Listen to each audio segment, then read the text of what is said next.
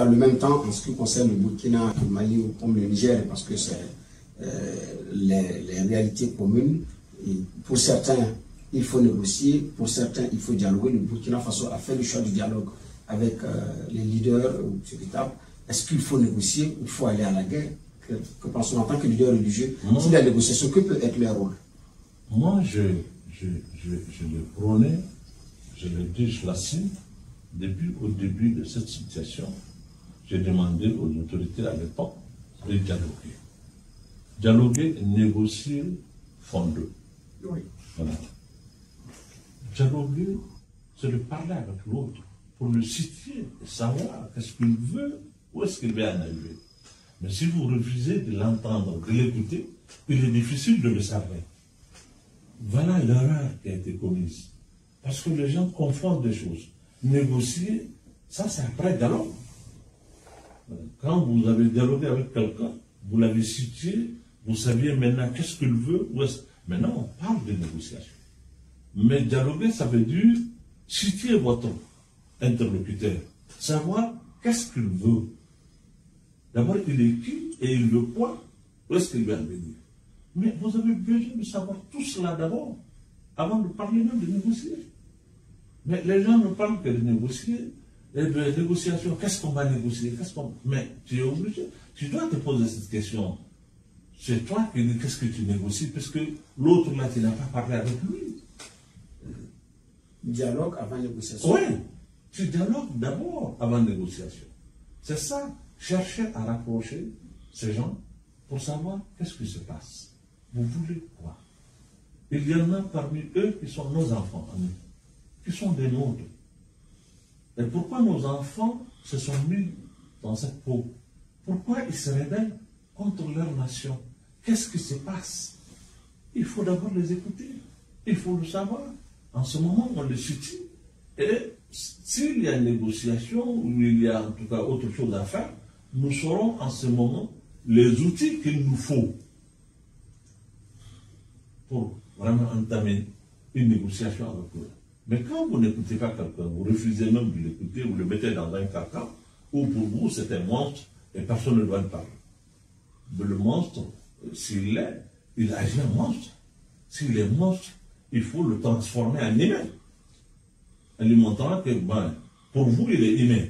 Il doit accepter d'être humain. Il faut et l'écouter. Et que ça peut marcher. Mais pourquoi pas? Ce n'est pas des extraterrestres. C'est des hommes de la raison aussi. Mais il y a eu des tentatives qui n'ont pas marché. Mais certainement, on n'a pas eu la bonne voie. Ce n'est pas parce que quelque chose n'a pas marché qu'on doit arrêter. Et que peut être le rôle des leaders religieux justement dans ces dialogues, avant négociation? Ben ça, la réalité de chaque endroit est différente. Mais les leaders religieux, musulmans ou chrétiens, ou en tout cas traditionnels, c'est d'abord, c'est eux qui sont des hommes, des autorités morales, ils doivent calmer. C'est à eux de calmer. C'est à eux de faire en sorte de cultiver la paix dans l'âme des gens. De vaincre la haine, vaincre le rancœur. C'est avec ça qu'on aura de la lumière. Quelqu'un qui est fâché, il ne peut pas.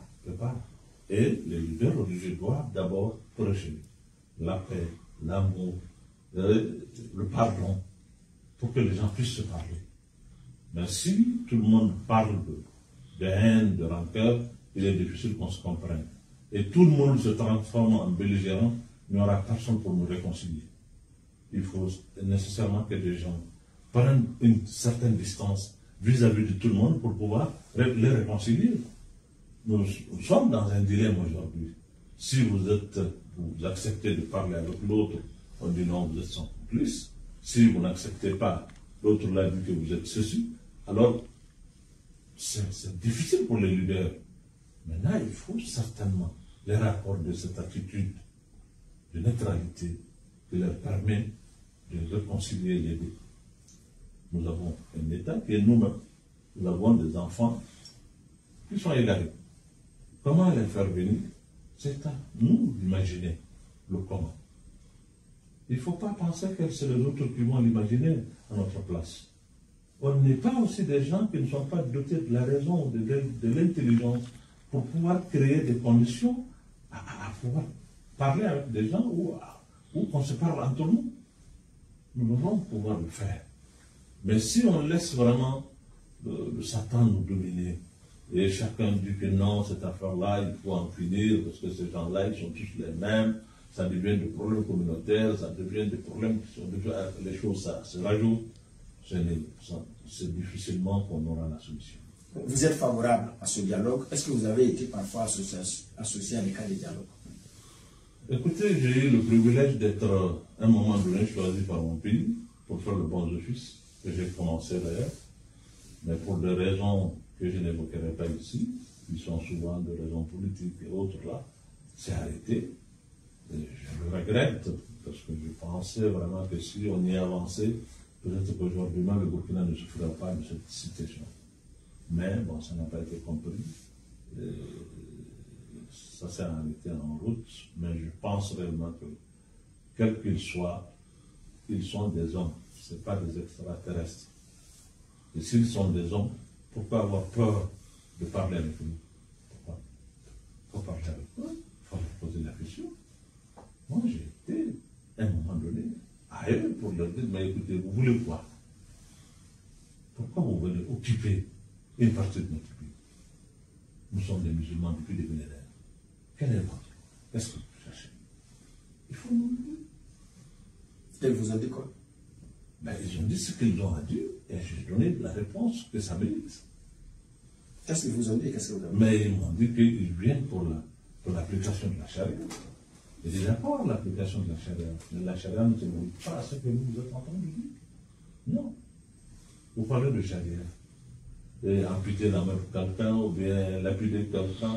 Vous pensez que ça se limite à ça? Non. Qu'est-ce que vous dites des gens, le développement des gens, leur éducation, leur santé, leur économie, leurs relations avec le reste du monde? Qu'est-ce que vous avez pour ça? Vous ne pouvez pas venir vous parler de charia comme ça, vous pensez que charia, ça se limite à ça? Non. Et quand vous leur avez dit ça, quelle a été leur réaction? Ben, une réaction des gens qui sont à la sourdine, qui n'ont pas compris pourquoi je leur ai parlé de cette façon. Parce que je leur ai dit, l'islam, je connais. Le prophète de l'islam, on lui a posé la question, qu'est-ce que c'est l'islam?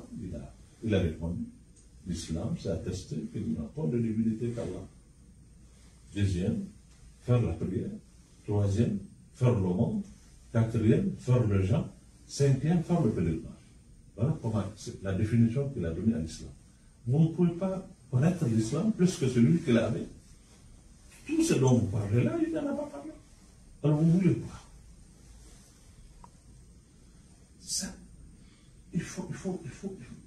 Nous avons suffisamment de savants musulmans, de gens de lettrés, de gens qui peuvent discuter, aller même dans un débat doctrinal pour parler avec ces gens-là, très franchement, et leur dire, bon voilà, sur tel point vous avez, c'est des erreurs, ce n'est pas comme ça, votre interprétation ici est erronée, il faut accepter de rentrer dans la bonne voie.